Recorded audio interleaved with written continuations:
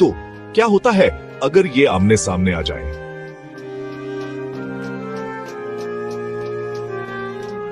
वही, ये थोड़ा पेचीदा है। कातिल व्हेल बड़े होते हैं, 9 मीटर तक पहुंच सकते हैं और ये कहीं ज्यादा जारहाना होते हैं, लेकिन पायलट व्हेल भी कम नहीं। दरअसल ऐसे नायाब लम्हात भी आए हैं जहां पायलट व्हेल ने और काज को भगा दिया, खास तौर पर जब वो अपने बच्चों की हिफाजत कर रहे हों। फिर भी अगर असली लड़ाई हो, मेरी शर्त कातिल व्हेल पर है। वो बस बहुत हुनरमंद, बहुत मजबूत और बहुत मंजम है।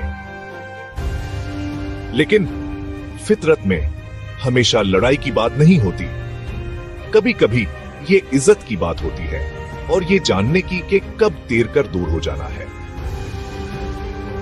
तो अगली बार जब आप इन दीव हैकल जानवरों की वीडियो देखें तो याद रखें, हर मखलूक की अपनी ताकत है, अपनी कहानी है और समंदरी बादशाहत में अपनी जगह है।